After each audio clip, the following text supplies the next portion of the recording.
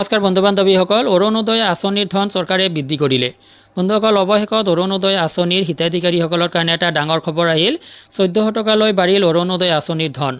150 টকা বৃদ্ধি পালে অৰুণোদয় আঁচনিৰ নামত। পূৰ্বৰ 1250 টকাৰ ঠাইত এতিয়া অৰুণোদয়ৰ যিকোনো হিতাধিকাৰীয়ে লাভ কৰিব 1400 টকাকৈ। তো পুৰণা হিতাধিকাৰীসকলৰ কাৰণে এইটো বেছি দিনৰ কাৰণে ডাঙৰ খবৰ নহ'ব। পুৰণাসকলে জানুৱাৰীলৈকে লাভ কৰিব পাৰে তেওঁলোকৰ অৰুণোদয় আঁচনিৰ ধন। পিছত আৰু পাবনে নাই আপোনাৰ যোগ্যতা বিচাৰ কৰি চাওক। এক ৰেচন এক অৰুণোদয় এই প্ৰক্ৰিয়াৰ কাৰণেই সৰ্বনাশ হ'ল অৰুণোদয় আঁচনিৰ পূৰ্বৰ হিতাধিকাৰী। বহু হিতাধিকাৰী অৰুণোদয় আঁচনিৰ পৰা কৰ্তন হ'ব। অৰুণোদয় আঁচনিৰ ধন যদিও বৃদ্ধি পালে, যদিও এটা সুখৰ খবৰ আহিল, এই মুহূৰ্তত আহিল যেনেকুৱা যি মুহূৰ্তত তেওঁ অৰুণোদয় আঁচনি তিনকুলত হৈ থাকিবনে নেথাকে ইয়ালৈ প্ৰশ্নৰ অৱতাৰণা হৈছে। বন্ধুসকল, পুৰণা হিতাধিকাৰীসকলে অৰুণোদয় আঁচনিৰ 3rd পেজৰ কাম হোৱালৈকে বৰ্তি থাকিব। তেওঁলোকে পূৰ্বৰ দৰে অৰুণোদয় আঁচনিৰ ধনখিনি লাভ কৰি থাকিব বুলি অসমৰ মুখ্যমন্ত্ৰীয়ে জানিব দিয়ে। তো বন্ধুসকল, আপুনি পুৰণা হিতাধিকাৰীসকলে ডিচেম্বৰ মাহৰ 10 তাৰিখলৈকে অৰুণোদয় আঁচনিৰ ধনখিনি পাই থাকিব, ইয়াত কোনো সন্দেহ নাই। কিন্তু ইয়াৰ পিছৰ মাহত অৰ্থাৎ নৱবৰ্ষৰ জানুৱাৰী মাহৰ 10 তাৰিখে আপুনি অৰুণোদয় আঁচনি ধন পাবও পাৰে, নাপাবও পাৰে। তো ইয়াতে আপোনাৰ যোগ্যতাৰ ওপৰত ভিত্তি কৰিব আপুনি অৰুণোদয় আঁচনিৰ ধন আগৰ দৰে অবিৰত পাই থাকিবনে নেথাকে। তো অৰুণোদয় আঁচনিৰ যোগ্যতাৰ যিখিনি মাপকাঠি এইবাৰ চেঞ্জ কৰা হ'ল, সলনি কৰা হ'ল।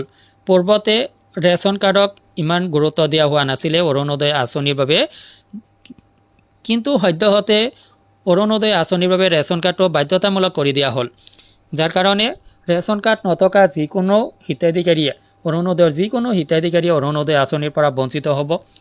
যদি পুৰণা হয় তেওঁৰ নাম কৰ্তন হ'ব অৰুণোদয় আঁচনিৰ পৰা, তেওঁ আৰু ধন লাভ নকৰিব।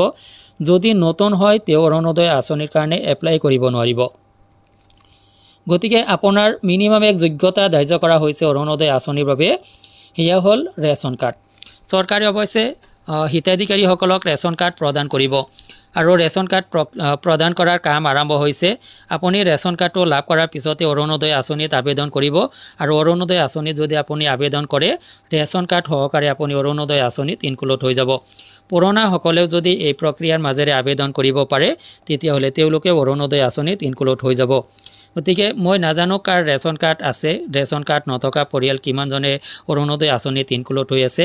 গতিকে আপোনালোকে গম পায়, যদি আপোনাৰ পৰিয়ালত ৰেচন কাৰ্ড নাই, আপুনি কিন্তু জানুৱাৰীৰ 10 তাৰিখ ডিচেম্বৰৰ 10 তাৰিখৰ পিছত আৰু অৰুণোদয় আঁচনিৰ ধনখিনি লাভ নকৰিব। এই এক মিনিমাম যোগ্যতা ধাৰ্য কৰা হৈছে অৰুণোদয় হিতাধিকাৰীসকলৰ কাৰণে। যদি আপুনি ৰেচন কাৰ্ড অবিহনে অৰুণোদয় আঁচনিত ইনক্লুড হৈছিলে বা একে পৰিয়ালত দুটাকে সদস্যই অৰুণোদয় আঁচনিত ইনক্লুড হৈছিলে, যিসকলৰ ৰেচন কাৰ্ড আছে ইয়াৰ পৰাও এটা কৰ্তন হ'ব। ৰেচন কাৰ্ড অবিহনে যিসকলে এপ্লাই কৰিছিলে তেওঁলোকৰ নামো এতিয়া কৰ্তন হ'ব যদি তেওঁ ৰেচন কাৰ্ডটো লাভ নকৰে। অৰ্থাৎ এক কথাত অৰুণোদয় আঁচনিত আপুনি টিকি থাকিবলৈ হ'লে আপোনাৰ ৰেচন কাৰ্ড থকাটো হ'ব লাগিব। এয়া পুৰণি হিতাধিকাৰী হওক বা নতুনকৈ যিসকলে এপ্লাই কৰিব তেওঁলোকেই হওক।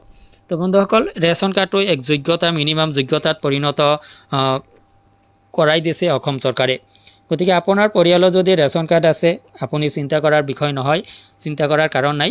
ইয়াতে চিন্তা কৰিবলগীয়া যদিও কিবা আছে, পিছত দেখা যাব কি হয়। আপুনি ৰেচন কাৰ্ডৰ জৰিয়তে এপ্লাই কৰি দিব অৰুণোদয় আঁচনিৰ কাৰণে। পুৰণা নতুন সকলোৱে এপ্লাই কৰিব।